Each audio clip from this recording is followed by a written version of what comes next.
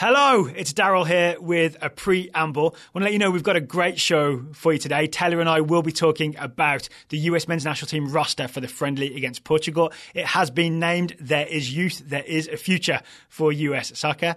The US will be looking to rebound from the recent unpleasantness, which is perfect because we have a returning sponsor on today's Total Soccer Show, and that sponsor is Fucci, spelt F-U-T-C-H-I.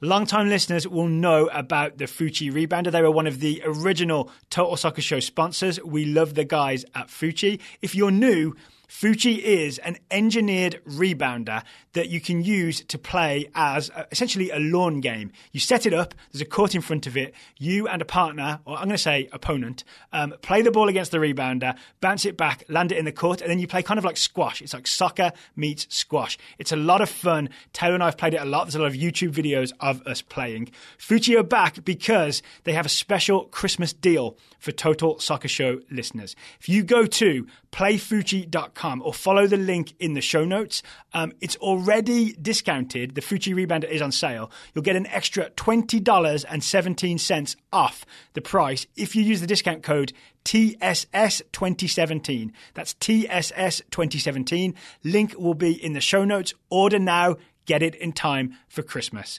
All right, on with the show. Here's Taylor and I talking about the US roster.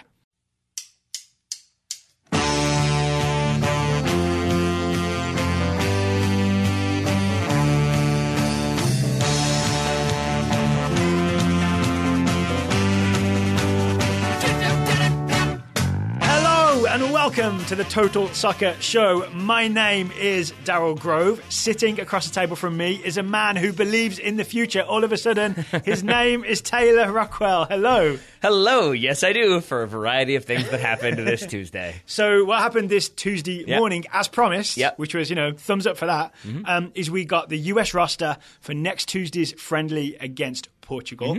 Only 21 names on it. But I'm going to sort of, I'm not going to tease it. I'm going to say I'm pretty happy with this roster. That was the most, I think that might be the top 5 most British things you've ever done. Like, I'm going to tease it. You built it up and you're like, I'm pretty happy with this. I'm not going to tease it, okay, is what I said. So how do you, and I'll just straight up say, I'm happy because I wanted youth on the roster. I got youth on the roster. Do you feel the same way, or are you sort of down on it? Like, I've seen some people still are. I think it was shaped by the first thing I saw of it, which was Travis Clark and I were texting back and forth about whether or not to discuss the upcoming roster, then upcoming on the upcoming Top Draw Soccer Show. Yeah. And I'm glad one of us remembered that. And he responded with, I think we should. And then like 30 seconds later, because they just announced it and Josh Sargent is on it. And so that kind of shaped the way I was like, whoa, Josh Sargent.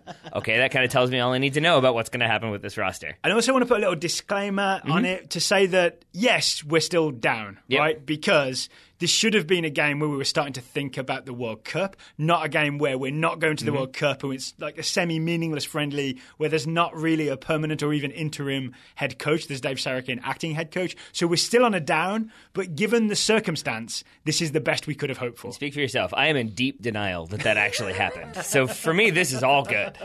You're going to have a shock in December when they do the World Cup draw. Yeah, it's not a good way to be. Yeah. Head in the sand, not the best defense, it turns out. But seriously, we wanted a refresh. We wanted a lot of youth on the roster. And I think for me, we got about the most you can have on a senior roster without it getting silly.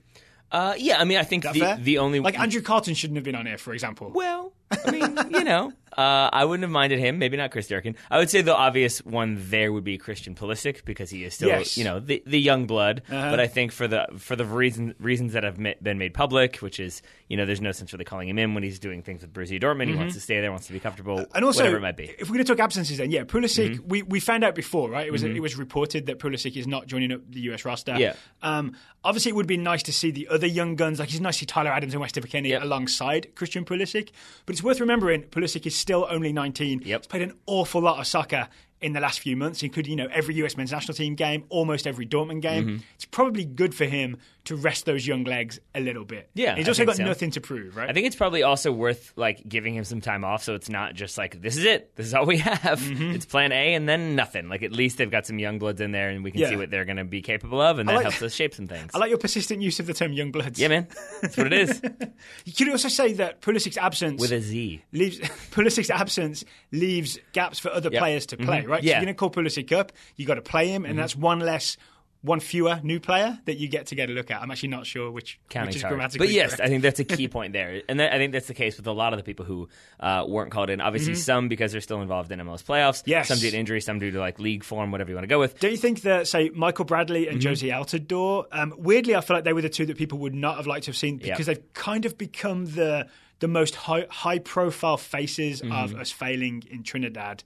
It would have been a weird call that Dave Sarachan, because it actually seems like Dave Sarachan has chosen this roster based on the Q&A I saw with him. That would have been a tough call for him to leave them out if they wanted to play. But Toronto still being in the playoffs sort of gives him an easy out, right?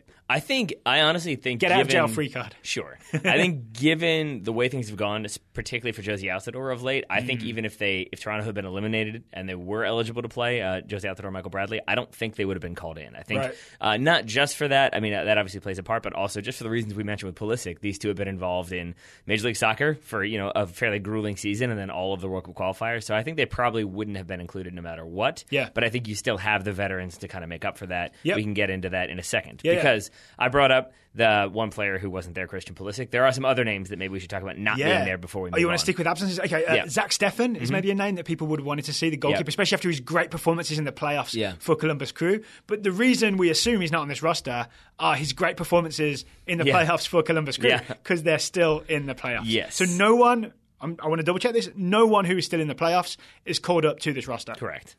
I think. Yeah. Yes. So that's the case there. And then we both thought maybe Jeff Cameron, for example, might be called in as a sort of veteran who wasn't involved in those World Cup qualifiers. But we knew there'd been a little seemed there'd been some disgruntled Jeff Cameron on the sidelines in the last couple US games. And there was also some weird tweets from Jeff Cameron when Sarachan was announced as the assistant coach to guide the US through the friendly. But also, again, Sarachan didn't have to make the decision because Jeff Cameron has been out with a concussion. Yeah, see, that's the key part. You built up all of the conspiracy aspects and narrative and didn't go with the. Do you know nothing? You know nothing of drama. Hey, man. Fake news era. We got to get to the point here. Yeah, so Jeff Cameron not called up because he's it's concussion protocol is what I hear. That once you take it wasn't in the game, by the way, it was in practice. That's why it wasn't sort of highly publicized. But he's been sort of off soccer duty for a while to make sure that he heals from the concussion. Yeah, and then while we're on the injury page, Paul Areola, not quite as severe as the concussion. LASIK surgery? LASIK surgery and a deviated septum as well. He's having both of those dealt with. He waited till the end of MLS season. So his eyes and his nose getting time. He's getting it all fixed up while the season is out. Can we talk about the big name? Yeah, the one that everybody's like, why aren't you talking about this guy? Again, drama. So the guy we were really excited to see because we'd watched him play for Monterrey and we thought, okay, this guy looks like the future. And he's a dual national, so there's a thing to try and call him in quick. His name is Jonathan Gonzalez. 18, I think now 19-year-old defensive midfielder. 17, 14, 6, 9. He's 18 or 19? 2. He's 19. Yeah. Jonathan Gonzalez, we were really hoping to see on this roster. His name was not there. It was, I want to say, the third name I looked for when it came out. I went Adams, McKennie, Gonzalez. And I went, yes. That was my reaction. I had a friend text me to ask if this podcast was just going to be like a series of squealing noises with no discernible actual audio. I just kind of did it. Yeah, kind of. And I laughed. I was like, no, maybe. But yeah, it's Jonathan Gonzalez. And I want to say, I'm going to cut you off to praise you for a moment because I'm all for it. A lot of the response, first off, was like, why isn't he there? Why isn't he there? What does this mean? Is he going to go play for Mexico? Oh no, why haven't we called him in? Then the response to that response was, oh no, he's involved in Liga MX playoffs. He's going to be in a playoff game. That's why he's not there. Some respected journalists. Yeah, sources tell me that he'll be in a playoff game. Those sources were looking at a table but looking at the wrong dates because Daryl Grove went and did his own research. And what did you find out, Daryl Grove? I mean, I found the Liga MX's schedule. Easy. the sources tell him. We're not in playoffs yet. The regular season goes until about November 18th. So Monterrey have a game on the 9th, November 9th. That's a couple of days from now. And they have a game on the 17th. I think it's a makeup game is the reason why they're pushed back in a way that other games aren't. Or maybe it's just like they have a game in hand for whatever reason. Yep. But that's why they have a game when a lot of other clubs do not. Yep, so they have a game just before the friendly against Portugal and a game 3 days after the friendly against Portugal. So it seems, from what I understand, that the reason Gonzalez wasn't called up by the US is because Monterrey essentially said, we need him. Yeah. And also, he's a teenager. He's won his place in that Monterrey team. You could very well derail that. If you call him up for a friendly, he has to miss some games. Someone else steps in, does well. Suddenly, then Gonzalez is heading into his first playoffs with Monterrey out of the team. Yeah. Or gets injured or gets tired or, flying across the Atlantic. I've done it many times. It's kind of grueling in some ways. Well, the other component there is that he is a dual national. And while he has, it seems, committed to play for the United States, to your point, it's a FIFA international date. So Monterrey is obligated to release him if the United States had said, hey, we want him released. Yeah, but Spurs are obligated to release all their players for England as well. Yeah, but my point more so is that if you force that club to release him, that causes problems. That causes friction, right. Both between the United States and Monterrey, and probably between Jonathan Gonzalez and Monterrey, because now he's gone. They're probably not pleased about it.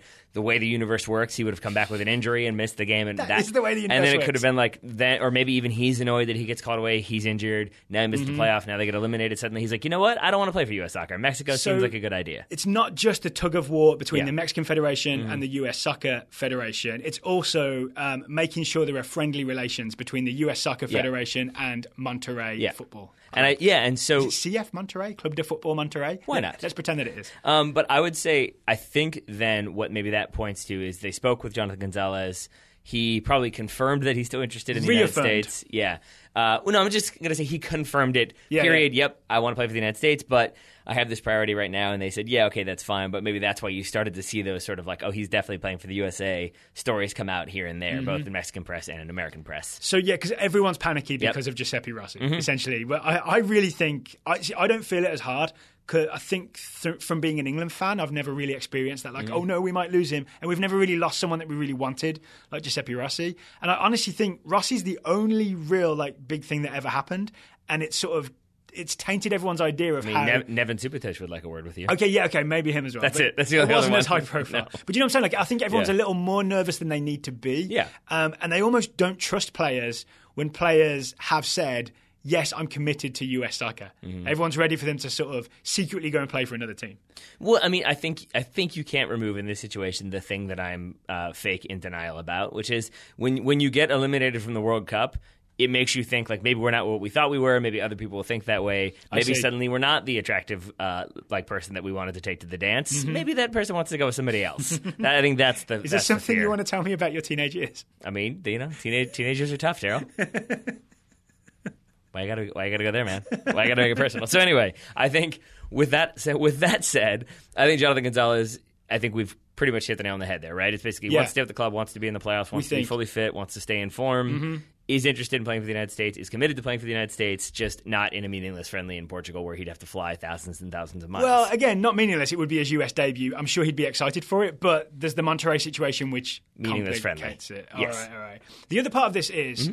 There's only one game, right? This isn't a two-game. That's a key thing either, as well. Either deliberately or accidentally, US Soccer only arranged one game for November. I'm going to say both. Okay. Actually, both. I'm going to say they probably meant to schedule a second one, and then Trinidad happened? they didn't. Yeah, then Trinidad happened. They're like, you know what? That's fine. That'll work out fine. Let's just get this year done with. So because there's only one game, that means there's only 90 minutes plus stoppage time available. So if we really want to see Tyler Adams and Weston McKennie, Jonathan Gonzalez plays a similar position and a similar-ish style in terms of high energy, will win the ball off you even if you are very much against it. There's more chance to see Adams and McKennie if Gonzalez isn't there. Right. So at least we can focus on the two that are called up. Yeah, and to that point, so we'll put a pin in Gonzalez for now and just say that's fine. Yeah. Mexican Federation will probably make some phone calls. We've just got to trust that he keeps saying, sorry, I'm committed to the United States. Yeah, sure. Yeah? And so I think, we got that one down. Maybe cheer him on through the playoffs. Go Monterrey. Hooray. Yeah. Since we talked about players who are already eliminated from the play or won't be in the playoffs anymore, we can't really talk about other players to cheer for who could have been on this team. So we'll talk about maybe a few who didn't get called in but could have been. Eric Palmer-Brown would be one that I think a lot of people wouldn't have minded seeing. Justin Glad and Christian Ramirez would be the other ones that I think we saw a little bit of reaction to or about, just that people maybe thought they've earned it, they deserve a call-up, maybe more so than some other people on the roster, depending on your perspective. Okay, so I have reasons for all this. And Sure. they're not sort of hard. They're not going to convince people necessarily, but if you look at the strikers, if we talk about Christian Ramirez, I understand the case for Christian Ramirez. Yeah. I've seen him play and I've thought, there's something there that could work, right?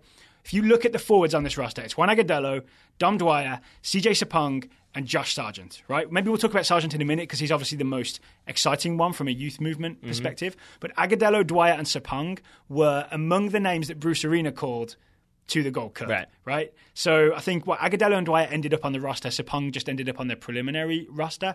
This says to me, and Ramirez was not called, crucially, for anything. It wasn't called for the preliminary roster for the Gold Cup when Bruce Arena was experimenting. This says to me that Saracen is essentially doing the experimentation that Bruce Arena would have done had he called up this roster, but as maybe like Sargent is the outlier there, where it just seems more exciting to put him on than not. It's not worth like really. You know what I'm saying? Like they're following the Bruce template essentially. Yes. I would say it's not, with that in mind, it's not worth going down this rabbit hole, but I would say I still don't agree with you that it's Dave Saracen doing this. I don't think that if you're U.S. Soccer... He's using Bruce Arena's notes, maybe. Yeah, and I think it's U.S. Soccer... like, here's his notebook. I think it's more so like U.S. Soccer handing him Bruce Arena's notes with a couple of names circled and being like, you get to choose one goalkeeper. Like, that's my... Or like Sunil Gulati has written in Josh Sargent's name underneath in pen. Almost certainly. He's trying to copy Bruce's handwriting, but it's not quite the same. I just can't imagine U.S. Soccer would give this type of like moment to a person without giving him a permanent position or an interim tag or something like that. It just feels sort of like, look, here are the names you're going to call. Do with them what you will against Portugal, and then thank you for your service. We'll get somebody else in. So that's still my feeling on that one. But can we talk Saracen for a second? Sure. I noticed that his position, his job description, got an upgrade, but on the quiet. Yeah. So when this roster was announced, the headline on USSoccer.com called him acting head coach Dave Saracen. When his position was announced back in October, it was assistant coach Dave Saracen will guide the team against Portugal. Yeah. So he's got a sort of a temporary, I want to call it promotion, or at least some acceptance that he is going to be the head coach for the very short-term future. All right, and I'm going to disagree because I'm going to say this. I've heard many people say that of all of like the political TV shows out there, Veep is one of the more accurate because it is sort of like you don't realize how often stuff happens where like they confuse one person for another person and then they like criticize a person publicly and then like, oh no, that was the wrong senator. We didn't mean to do that, and then you have to find a way to fix it. You think Jonah wrote these headlines maybe? Well, I think there's the one where Mike wrote these headlines. Yeah, it's Mike. Where they're debating what word to use. Like we don't want to use like aggressive. We don't want to use strong. They end up using robust, I think, which is a whole different level. So you think guide was one of those words that went around the table several times? Yeah, and I think that then the reaction to he is going to guide this team, like just I think a lot of people were like, what does that even mean? What is happening? And so I think they can't. Doesn't that mean they've overthought it? So that's why it's worth analyzing. Oh yeah, no, but I think what happens then is there is this sort of semi backlash to that of like, what does that mean? What is happening? Did somebody turn something down? It leads to all this theorizing. At that point, for U.S. Soccer, you can't do like another press release of like, no, just kidding. He's not shepherding anymore. Now he's guiding. Oh no, wait, now he's not guiding anymore. Now he's leading. Like, so it's just got to be quietly like, and he is in charge of the team for this game. But see, I was going to argue that I would prefer transparency when they were just in October if they just actually named Dave Saracen acting head coach, rather than sneaking it out there. Still talking about U.S. Soccer. I think we'd all prefer transparency, but you know. We'll see what happens in the elections in February. Okay, fair enough. Yeah. Is there any other players that are left off the roster? I really want to talk about the guys on the roster because that's more interesting. I am genuinely excited about it. I think I want to mention Justin Glad just because, number one, I think we never mention Justin Glad. We tend to leave him off when we talk about like young, promising center backs, and I think a lot of people would like to see him included. From what I have read, specifically Matt Doyle had a piece about this, pointing out that what he had heard is that Justin Glad needs to work on his physicality and strength. Like he's just a bit skinny, right? Yeah, and then I think if you look at the other center backs that were called in, you have one that's, I'd say one specifically that's there for experience, one that's there because he was injured, and then some youngsters that they want to see what they can do. So, so to name the guys who were named to the roster, so no Eric Palmer-Brown, right. No Justin Glad, but you do get Cameron Carter-Vickers, who's 19, Matt Miazga, who we're all really excited to see, and then the more senior centre-backs are John Brooks and maybe Tim Ream, who's also maybe there as an auxiliary fullback as well. I would argue that this is exactly what I was hoping for, in that there's the experience of the two guys, Brooks and Ream, and then the youth coming through of CCV and Matt Miazga. Yeah. If we got four centre-backs and it was Carter-Vickers, Matt Miazga, Justin Glad, and Eric Palmer-Brown, then again, it's just a youth roster, right? I want the young guys and the old guys. I'd ideally like to see maybe one older guy start with one younger guy. Bearing in mind, John Brooks is what, like 24, 25? I was going to say, how bummed are you going to be when it's like John Brooks and Tim Ream start? I mean, kind of. It'd be very left-footed. I know that. It's true. But like, say, John Brooks alongside Matt Miazga to start, and then Cameron Carter-Vickers comes in late. I'm all in on that. I think that'd be a wonderful, wonderful way to do it. So the description I was using earlier was I want like it's gold, right, or it's silver, having all these great young players, but you want the alloy of sort of the nickel alloy of some older guys who've got the experience to kind of toughen up the roster and make it worth their while a little bit. You look at the periodic table or something? Is it behind me? Is that what's happening? Someone tweeted me that nickel was the alloy that they put with silver. Yeah. Gotcha. You also momentarily sounded a bit too much like Kenny Banya for my liking. It's gold. Like, oh no, Daryl.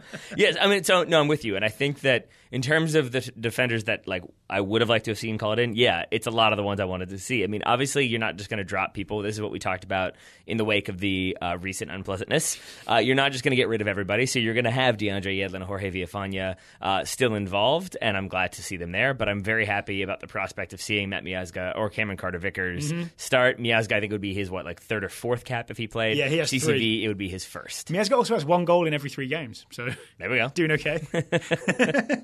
Can we talk fullbacks? So Villafana, Yedlin, Eric Lehigh, and then maybe Tim Ream fills in at left back. That kind of feels like a standard fullbacks, right? I was kind of hoping to see Matt Polster, Brandon Vincent, maybe some younger guys, Danilo Acosta, maybe. Yeah, the thing is, I don't know how think to explain this. You kind of run out of a list after that. Yeah, true. And I think for a lot of those guys, either season just ending or playoffs just ending, so maybe you don't want to press it too much. And then really beyond that, you're looking at like people in academies, people who aren't really getting many minutes at club level elsewhere. Danny Acosta, I think, would have been a good shout. Yeah, I think I'm classifying him as one who's just had a full season, and maybe it's a little bit they want to give him a break. And I feel like this is also one where it's probably going to be Villafana and Yedlin against Portugal. So then it's like, do we really want to call in a young guy who's not going to get to play? Maybe you want to give him a little bit of experience, but overall, let's just stick with what we know. All right. So can we get to the midfield? Because this is the spot I'm obviously really excited about. Tyler Adams, Weston McKennie, those are the first 2 names I looked for. These guys are on the roster. I could not be more excited. Okay. I'm with you. Just because I love the style, I love the energy. I tweeted earlier the video that Adam Bells had sent me about it was Weston McKennie's individual highlights from Schalke versus Freiburg. And there were so many instances of Freiburg players being like, oh, that ball's coming to me, I've got that. And then out of nowhere comes Weston McKennie and either knocks them over or takes the ball off them. Yes. I'm just going to go ahead and do it now. What's up? Skipping to scouting reports for just one moment. Sean Dickey scouting Weston McKennie, 19-year-old American center midfielder at Schalke. On Saturday, McKennie started against SC Freiburg, playing as a number 8 in what appeared to be a 3-1-4-2. He was a monster defensively with his pressing, tackling, and aerial ability. There were moments when Freiburg's players were visibly frustrated with his physicality. I'd be visibly frustrated if I kept losing the ball. Yeah, exactly. So yes, I think you were not the only one who was impressed by that highlight reel. And I think Adams can do basically the same thing, and then they're both so good at playing really smart, simple passes that what I'm really hoping for is we get to see them both on the field at the same time when the US plays Portugal. And there's also part of me that thinks that's not going to happen because there's so many other guys in midfield on this roster. There are so many other guys in midfield on this roster. We should talk about maybe a little bit more about McKennie and Adams and maybe the combinations that could also feature in just a second. But first, Daryl Grove, should we have a word from our sponsor? Oh, yeah, let's break it up midway through. It's a new sponsor. It is. It's a sponsor we're genuinely super excited about because I think of this sponsor as one of the big podcast sponsors. Ladies and gentlemen, today's show is sponsored by Squarespace. Squarespace is today's sponsor. Wow, you are bouncing up and down. I certainly am. So one of the reasons we have Squarespace as a sponsor is that when we switched our website maybe a year ago now, we looked around, tried to find out which was the best sort of platform to put our website on, genuinely found that it was Squarespace, built our website on it. We're really excited about our website, and now they're a sponsor. They are, and I'm going to go back to I'm a little bit at times with technology, I fear change sometimes. Change? So, I mean, I liked our website. You're a late adopter. A little bit. At times. And I liked our website. I liked the way it looked. It seemed like it was functioning well. But then we slowly were like, oh, that's not good. Oh, that's not good. Oh, that software's not updating. Oh, that's not right. And it was really funny to see Daryl Grove start looking into Squarespace, and it really was like, they have this. They have this. You were like a walking advertisement for Squarespace for about a week. I wasn't even being paid for it then. You were not, but you were texting me like, look at this cool feature at like 1:30 in the morning. Like, yeah, Daryl, that's great. That's great. I just had to open my eyes to see what widget you want to add or whatever it was. So, do you think I should invoice them for the previous ads that I did directly to you? Probably. See if you can get away with it. It's a good way to engender goodwill with a new sponsor, just invoice them. Did you save those text messages? No, I actually think I deleted them because there were so many. It took up all my memory. But no, I mean, but that is a thing, right? That now the new Total Soccer Show website is powered by Squarespace, and it has allowed us to do a lot of things that I know this sounds cliche, but it is genuinely true. Stuff that we kind of only dreamed of before, where it was like, oh, this has standardized that. Scouting reports are so much easier. Yep. Like getting people to join the scouting network also so much easier. Yep. And so it's really made life much, you're not going to believe this, easier. So for example, the way Scouting Network now works is we were able to put the form on the site and then the form auto-populates a spreadsheet behind the scenes that then gets sent to us. That's all done through Squarespace. That's one of the reasons we're really excited about it. It also just looks really nice and clean. I'm very proud of our website, of the way it looks, because it was easy to put together. Here's the thing, I genuinely haven't checked if this is in the copy points that Squarespace wanted us to use. The thing I love about it is that it's templated in that it makes it easy to like pull things in and then they work immediately, but it's not constrictive. You can then mess with it and make it very detailed and individual if you want to. It's the perfect balance between sort of out of the box, ready to go, and customize it yourself. And this is genuinely where you might have to correct me, or we'll just have to re-record if I'm totally wrong. It could be interesting. But I also, as I recall, part of it... You're editing, so it's great. Okay. Part of it was also that we had a couple of features that we definitely wanted to be included and that we were worried about. And we had the people from Squarespace worked with us. They were like, well, we could do this. We could try this. How about doing this? And it was sort of like helped us through the process and helped us figure out exactly what we wanted to do to make it exactly how we wanted it to look. All right. So and function and feature. We are delighted to be able to say that if you go to squarespace.com, you can get a free trial. And then when you're ready to launch, you can use the offer code TSS. That's TSS. And you'll get 10% off your first purchase of a website or domain. And I would say if you're thinking of starting a soccer website, now is a good time, right? Because we're at the very beginning of a new cycle of US soccer, both in terms of the men's national team and maybe in terms of the whole program with the presidential elections coming up. So if you were thinking about starting a soccer website, now is the time. And if you do, we genuinely recommend use Squarespace and get 10% off with TSS. And that offer code, once again, was TSS to get 10% off your first purchase of a website or domain. Thank you to Squarespace for sponsoring today's show and for, I think, fulfilling one of Daryl Grove's podcast dreams. I'm not joking. It really is. I feel like we finally hit the big time. You're so smiley. In a way, it's good. It makes me happy. I think the U.S. roster combined with other things on Tuesday, combined with Squarespace, equals happy Daryl Grove. That's good. I'd also say if you do start a soccer website, once you get it up and running through Squarespace, let us know. Let us know about it. And if we like it, we'll be able to promote it on TSS. We will. Now, shall we get back to the U.S. midfield? Oh, yes. So where did we leave the U.S. midfield? Basically that you weren't sure if we would get to see McKennie and Adams playing together because there are many other options there. Yes. So Kellen Acosta's there. We forget that Kellen Acosta is, 21? He's still the young player that we want to see more of. Gold Cup did not go well for him. So it'd be nice to see Kellen Acosta get a good performance in against Portugal, maybe secure himself a move to Europe. Otherwise, he's going to spend the winter in Major League Soccer wondering what's going on. This is true. I would say that, of the names that I was most excited by, yes, Adams, yes, McKennie. I think you were definitely driving and sitting shotgun in the Tyler Adams bandwagon. I'm on there. I'm not in a leadership position like you. We're both excited about Weston McKennie. I tell you where to sit on the bandwagon. True.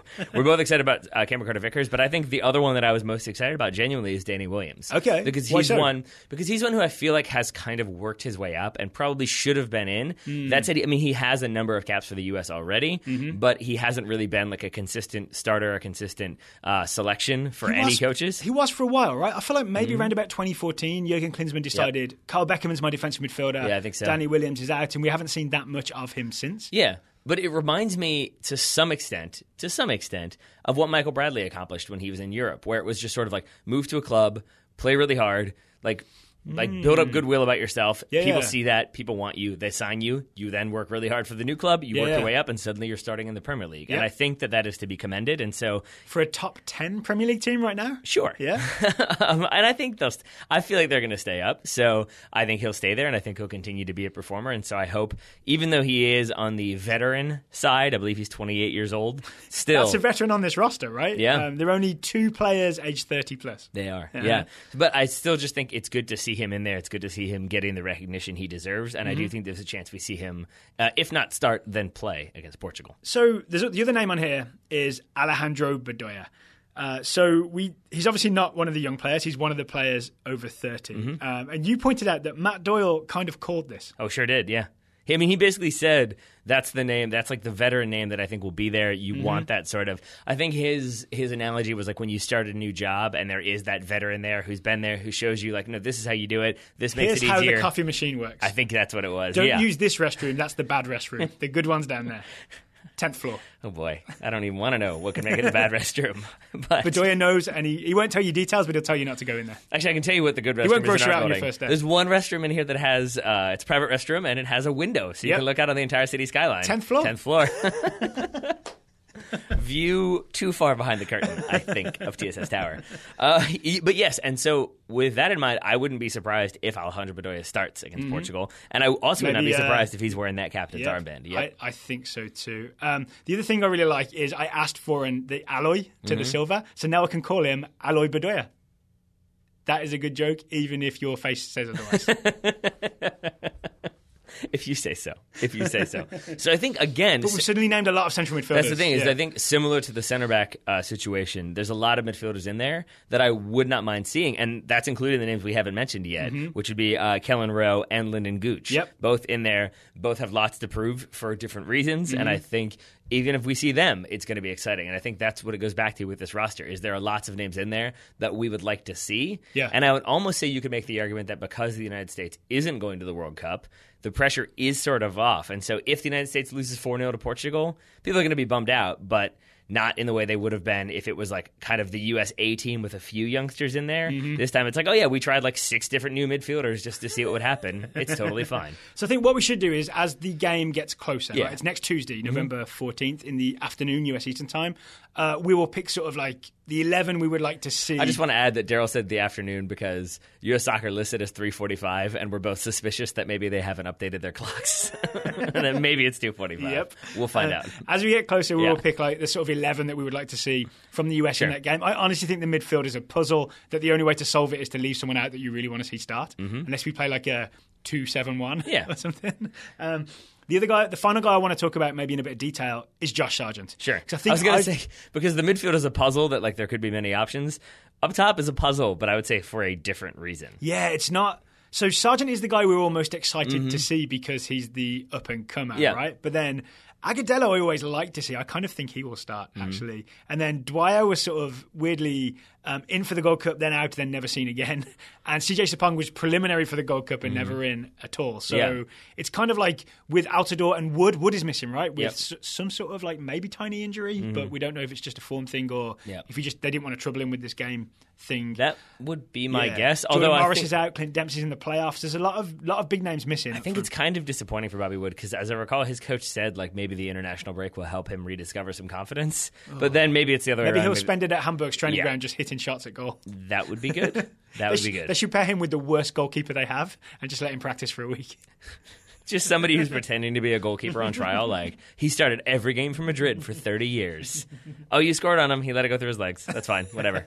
Confidence back? I hope so. Well, can we talk Josh Sargent? Sure. So I think I've been the one that's been saying, and I kind of still feel this way, that he's not ready to play international football when he has literally never played a proper game against adults. Yeah. Josh Sargent has played U17s. He's played academy for St. Louis Gallagher.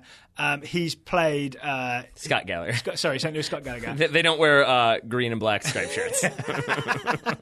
They're big hammers. Yeah. He's played at the Under-20 World Cup where he was playing up 3 years. Right, It's all super impressive, but he has never played against grown men. So I'm really genuinely shocked to see him on this roster. I don't think I would have done it unless it's maybe just to get him into practice. Yeah. I would also add... But now I want to see him because now I want to see him, right? So there's very much a hypocrisy type thing going on here with me, but that's how I'm feeling right now. Yeah, but I think I would counter that with I don't know how many other like obvious options there are because you've got like MLS names that maybe they want to give a break to for the reasons we've mentioned. Christian Ramirez, Minnesota fans are saying. Yeah, I mean, Christian Ramirez is one, but again, maybe you want to give him a break for the season. Who knows? Wondolowski, another one, but I think that has other issues. Yeah. And so then you look at players... So it's a PR thing, right, in some ways, because if it's Wondolowski, then people are like, oh, Wondolowski's back. It's same old. And now it's Josh Sargent. Everyone's like, oh, Josh Sargent. Yeah. You know what I mean? But I'm also adding that, like, you could say, like, maybe Jerome Kiesewetter, maybe Julian Green. I see. But there are no names out there that you're like, oh, I can't believe they didn't call in this guy. And that's what I mean when that forward American who's scoring goals every week in the Premier League. And that's what I mean when I say the forward puzzle is sort of a bit more confusing, because I would say none of these names are really like, oh yeah, obviously he needs to be there. Oh, obviously that guy needs to be there. But there's also like, well, obviously that guy's missing. Like we talked about Bobby Wood, we talked about Josie Altidore, Clint Dempsey, the same thing. Jordan so Morris. then you're sort of like, well, that's kind of it for attackers. So maybe that's an issue that we should talk about at a later date. And here's the thing. If Josh Sargent does come on and plays, I just looked at the Portugal roster. He could be up against the likes of Pepe. 34-year-old Pepe, who we all know and kind of love. I mean, he's kind of my kind of defender in that he will eat you alive quite happily. He's literally twice Josh Sargent's age. Yep. And I would guess twice his thickness and size. I would love to see what happens if Josh Sargent goes up against Pepe, even just for one aerial ball. This is going to be... I think it'll look bad. Oh, I'm with you. And this is a wildly esoteric reference, but have you ever seen Days of Thunder, the Tom Cruise racing movie? Yeah, only so once. like he's like an Indy driver. He converts to NASCAR, and his first race, I forget that Rowdy, I think his name is, like rams him as they're driving, and he's like, he just rammed into me. It's like, no, son, he rubbed you. Rubbing is racing. I feel like that's what it's going to be when Josh Sargent goes up against Pepe. It's like he just flipped me in midair. Like, nah, son, that's Pepe. Like you got to get used to that sort of thing. Flipping his football. Yeah, exactly. Can we talk the Portugal roster for a second? Sure. So we had a good look at it. It's not their strongest team, right? They've picked a somewhat experimental team. Names like Cristiano Ronaldo, obviously missing. I mean, definitely experimental when you've got crap teams like Wolves thrown in there. Well, yeah, as an example, Ruben Neves, only 20 years old, plays for Wolves. He has, 2 caps? He's in this team. Bruma in the TSS scouting network, no caps, RB Leipzig. He's in this team. It is a sort of... It's a B team, essentially, and yet you look at the depth of talent that the European champions Portugal have, and their B team is very, very strong. Yeah, I mean, it's a B team of players that are going to be worth £75 million or euros or whatever in the next year or two. A B team with a lot of Champions League players. Like Ronnie Lopez, didn't he score for Monaco in the recent Champions League group stage? He has 0 caps, 21 years old. He's on this roster. I mean, Bernardo Silva, who plays for Manchester City, formerly of Monaco, is 23 years old, 19 caps. Like it's a relatively inexperienced roster, except for Pepe. They're doing what we're doing, right? Yeah. They're sort of giving the next generation a chance, but their next generation is already much further along in their careers, and they're building towards a World Cup. So it's like the same thing, but with much higher stakes. But it's also weirdly, here's the slight downer I want to give, is that even though I'm excited about all the teenagers and Tyler Adams, Weston McKennie, the standard of teams that these sort of Portuguese second stringers are playing for is a reminder of how far behind the US national team is. Except for Wolverhampton. Actually, honestly, I'm teasing Daryl because if you're new to the show, if this happens to be your very first episode, Daryl is a Wolverhampton fan. I think people could have gathered that by now. We would both be pretty pumped if there was an American 20-year-old starting for the team that was like top of the championship, and probably going to be in the Premier League next season. And this player was an integral part of why that was the case. Ahead of CCV and Sheffield United. We'd be pretty pleased, yeah. Side note again, when will Wolves sign an American? It will absolutely make my day if Wolves could sign one of these young Americans. Tyler Adams at Wolves, that's the absolute dream. Dude, I think you'd explode. Yeah. Like, I think we'd have to take a couple days off. If that hype train pulls into Wolverhampton train station... I genuinely don't know if there's another player that you would have been more excited about. I guess Expedia.com. I guess the only one would be Christian Pulisic. If Christian Pulisic had somehow found his way to Wolverhampton. Let's be realistic. Yeah. Let's be realistic. Yes. So maybe more on the Portugal team as we get closer. There's some names I'd like to take a closer look at and have a think about how the US matches up against them.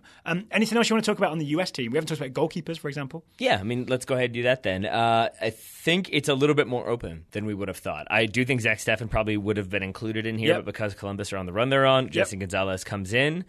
But it did feel for a little while like it was sort of Ethan Horvath's position to lose in terms of the next up-and-coming goalkeeper. Yeah. He has now lost his position at Bruges, at least for now. He is no longer the starting goalkeeper there. Yeah. I missed this. That there was a quote from the coach. Right? I'm sorry, I've forgotten the coach's name. That essentially he cost us, he made a couple of mistakes, cost us a couple of games. He's on the bench. And from what I read further in the Google translation aspect of this quote. You did that? Yes. It was that Can I give you a fist bump for research? You can indeed. Top His shot stopping is like not in doubt. It's his ability to command the box. That he is like hesitated. Wow, I never would have thought that watching him play for the U23s. Right? I thought that was the thing he did really well. But here it's been like coming out and claiming crosses on free kicks, or like just really trusting himself to catch a ball or punch a ball and make those sort of decisions. It's that sort of he can make the reflex saves, get down low, but when it comes to really like bossing the box, he struggled a bit.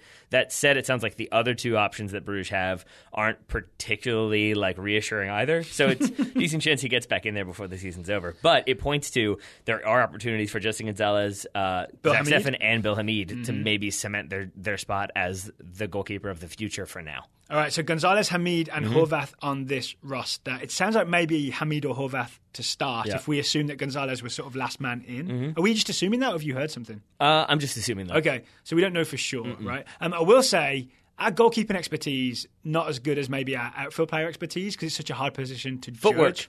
Yeah, I mean, no, but the fact that we even know that, I think, puts us ahead of the curve, but still wingspan. No, get back.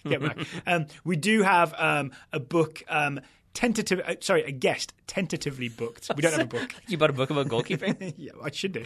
There's a Jonathan Wilson one, I think. Anyway, Shaq. There's a guest tentatively booked who is an expert in goalkeeping who can give us some proper analysis of the next crop of US men's national team players. Just so you know. Alrighty, so we talked about goalkeepers. I think the only other thing that I kind of wanted to mention was just that it is sort of still a weird roster because you have like the two veterans we talked about in Tim Ream and Alejandro Bedoya. You've got a lot of youngsters in there, and then you have this weird crop of like 26 to 28-year-olds who are sort of like maybe not going to be there for 2022, maybe, but as we've talked about many, many times, that is not the goal. The goal is like the 2019 Gold Cup. The goal is maybe that 2020 Copa America if that happens. And so you want to look at some players who could either definitely be involved in that or could help other players kind of elevate their game. Yeah. So that's what we're looking at with this roster. Yeah, that's right. Yeah, build for the near-term future. Yeah. Is that too much of a weird No. I think that's exactly what I'm talking about. Because like Danny Williams, 28 years old, 32, could play at Qatar if the United States qualifies. But more importantly, if it is in Qatar, could also that or Qatar as it should be called. Yeah, and he also might not be 32 by then because it'll be in December instead of June. So who knows? No, it's later. It's later. Oh wait, never mind. Yeah, he'll be 32. Man, I didn't think about that. Half. That 3 months could make a difference. But yeah, so I just don't want people to be like, oh, but it's a 28-year-old. Yeah. It's not that exciting. I wish he were 20. Like, I wish he were 22, but the reality is... We all do, right? Yep, there you go.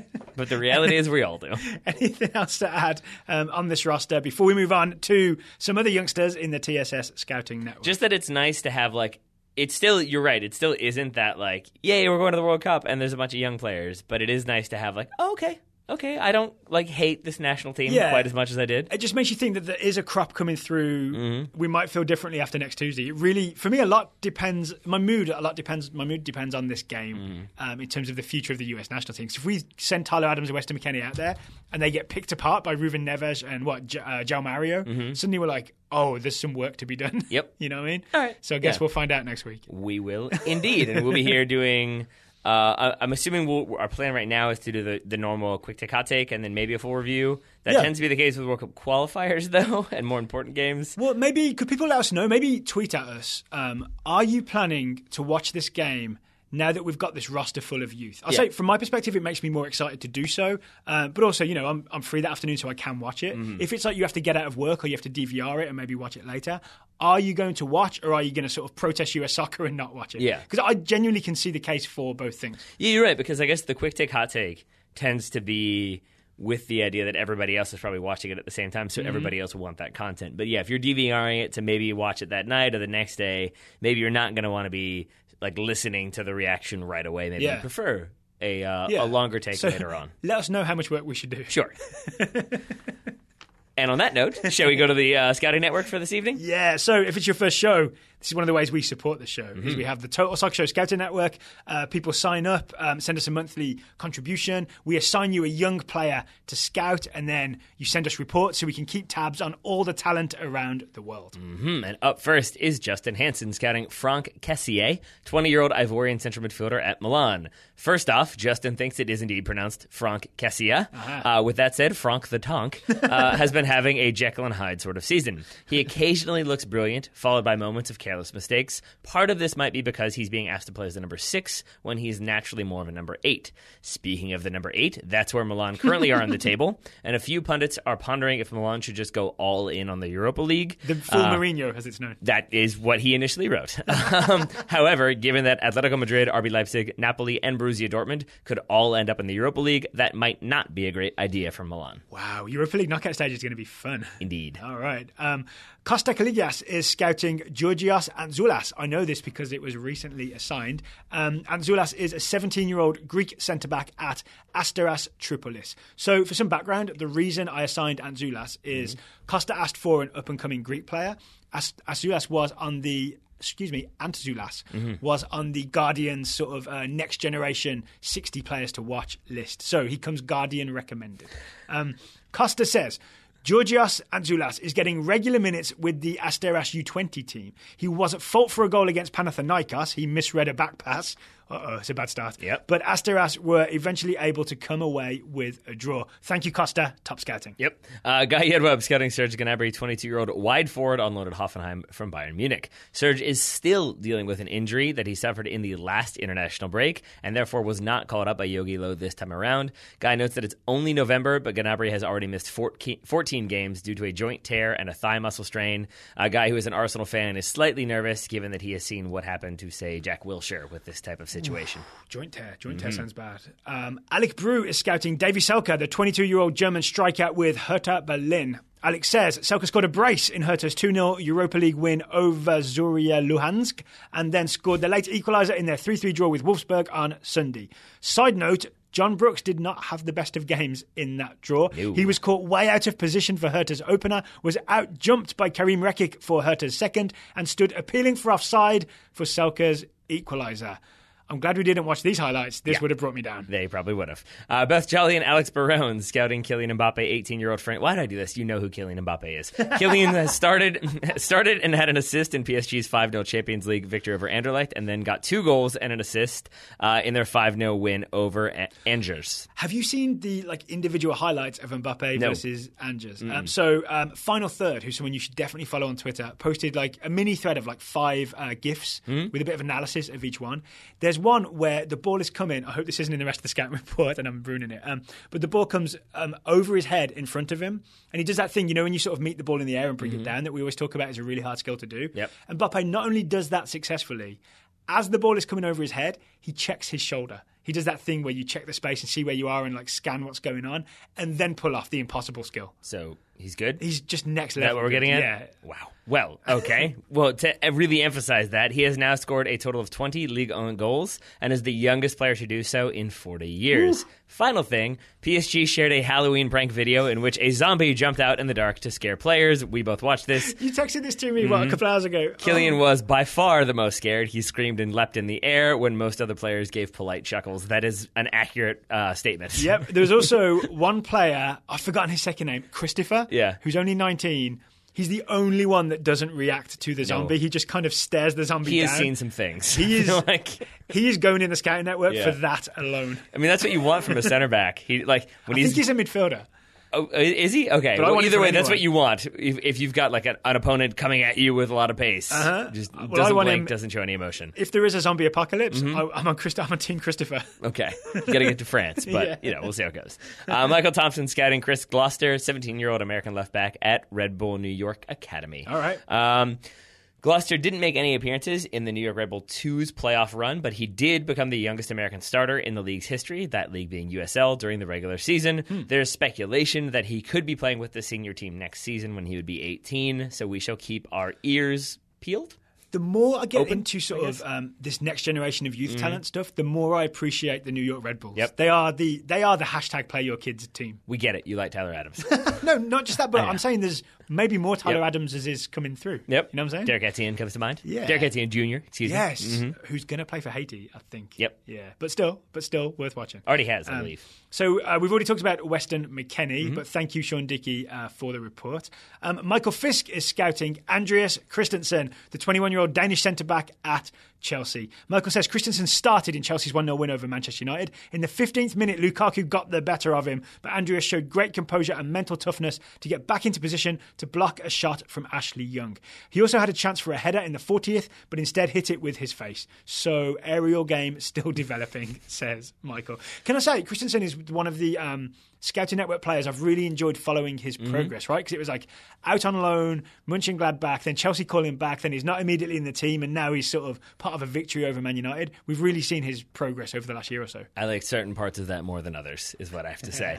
Ian Shank scouting Fernando Arce Jr., 20-year-old American midfielder for Dorados de Sinaloa. Arce started and went the full 90 in Sinaloa's 3-1 win over San Luis on Saturday. He scored the opening goal when he knocked in an easy chance from about 10 yards out, but he also scored San Luis's only goal. Not ideal. He tried to clear the ball as the last defender on a break, but instead put it straight into his own net. Arce is one of only 4 midfielders in Sinaloa's roster, but had only seen substitute minutes most of the Apertura until starting 2 of the last 3 matches. A goal at each end. Yeah, sure. A well-rounded player. Sure. Zach Lippert is scouting Izzy Brown, the 20-year-old striker on loan at Brighton from Chelsea. Zach says, Izzy played the final 5 minutes of Brighton's 1-0 win over Swansea. Manager Chris Hughton seems to see him as a striker rather than a winger, which is what he played in previous loans at Huddersfield, Rotherham and Vitesse. His path to first-team football is somewhat tricky. Yep, because he's at Chelsea. He's behind current player of the month, Glenn Murray, even at Brighton. And Brighton are out of the League Cup. Then again, says Zach, what do I know? I'm just someone Googling things on the internet. Seems like you know plenty, Zach, so keep those reports coming. Kirsten Moladinia scouting Breel Mbolo, 20-year-old Swiss forward for Schalke. Breel! Things are not great. Oh. Schalke manager Domenico Tedesco has stated that Mbolo does not train properly or run enough, and he was evidently worn out after coming on for the last 8 minutes of Schalke's DFB Pokal match against a 3 Bundesliga side. Mbolo was a late-game sub against Freiburg this weekend and will need to work hard to get back into the starting lineup, and I would say Tedesco's good graces. That is some damning sort of comments from Tedesco. Because Kirsten made the point that, I forget who it was, it wasn't Mats Hummels, it was like Havidus, I think it was, who basically Tedesco was like, nope, you're no good, I'm loaning you out, like, I don't want anything to do with you. So he sort of has a short fuse when it comes to players who he doesn't think are living up to expectations. This might have been one of those situations. I mean, the only good part of this is that it means Weston McKennie is really doing well. Andrew Baird is scouting Josh Perez, the 19-year-old American winger on loan at Livorno from Fiorentina. Andrew says Livorno are unbeaten in Serie C and have got the most points and goals of any team. However, Perez hasn't really played a part in that success. He's only gotten 54 minutes so far. He's consistently on the bench, but isn't getting subbed on, which is especially troubling when you remember that Serie C allows for 5 substitutions. I did not remember that. I just learned it. Thank you, Andrew. Yeah, so Andrew speculates that maybe this isn't what Perez or Fiorentina had in mind. That might mean this loan gets cancelled in January. You loan someone so they go play, right? Ideally. Yeah. Jim Broshar is scouting Jonathan Klinsmann, 20-year-old American goalkeeper at Hertha Berlin. Klinsmann started in Hertha 2's 0-0 draw with BSC Dynamo. It looks like he's splitting time with no less than 4 other goalkeepers on that Hertha 2 team. Like 20 so minutes he's each? got his work cut out for him. Well, I went and looked. 22 minutes each. I went and looked because I wanted to see how many games he was playing, and there really are, I think, like 9 possible goalkeepers for Hertha 2, and then of those, like 5 have started a couple games or 1 game here and there. Jonathan Klinsmann is one of them. So at least there's that he's not one of the ones with a 0 next to his name. All right, staying in Germany, Trent Breckel is scouting Timothy Tillman, the 18-year-old German-American midfielder for Bayern Munich. Eventually I'm going to have to drop the American because it feels sort of like it's been decided where he's going to be playing his national team career. It's but not over till it's over. There we go. Timmy T, as Trent calls him, has started in Bayern Munich 2's last couple of league matches, playing either as a left winger or a number 10, and he scored in the 2-2 draw against SV Seligenporten. His goal came in the 29th minute, thank you, and he nearly scored the winner in extra time, but his header went off the bar. For those and other efforts, he was called up to the German U19 squad for the friendly against the Cyprus U19s. And he didn't like it and didn't enjoy his time and now wants to play for the United States, says me in the future. That's what I've decided. Scouting addendum from Taylor. So thank you to... Oh boy, you're going to go for it? Justin, Costa, Guy, Alec, Beth, Alex, Michael, Sean, Michael, Ian, Zach, Kirsten, Andrew, Jim, and Trent. There was a pause in the middle, but it was mostly good. Yeah, mostly good. Mostly good. Thank you for all the scouting reports. If you'd like to get involved, support the Total Soccer Show and join the Total Soccer Show Scouting Network at Taylor. TotalSoccerShow.com/join. Did my finger scare you? Yep. There were fingers came across the table. It's just usually I'm like looking at something else and then suddenly there are fingers in my face. So, yeah, please do join and help support Mostly because I just show. got a text and I was like, oh, hello. All right, we'll be back later this week. We will. And I'm going to interject to say that text that I just mentioned, the reason why I was distracted, it's from a person that we will be hearing from later this week. Oh, interesting. Yeah. Okay. Mm-hmm. I don't know who that is, but please tell me off air. You know who it is. Oh, okay. There it is. Oh, so we got some good shows. And it clicked. We got some good shows coming for you this week. Some good interviews, it seems like.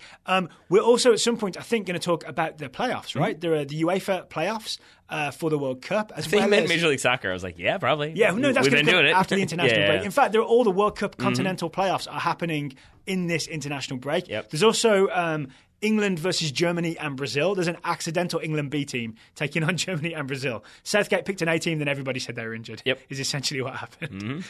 So all that to come this week on TSS. Taylor Rockwell over there, thank you for taking the time to talk to me today. Daryl Grove over there. Thank you for taking the time to talk to me. Listeners out there, thank you for listening, and we'll talk to you again this week.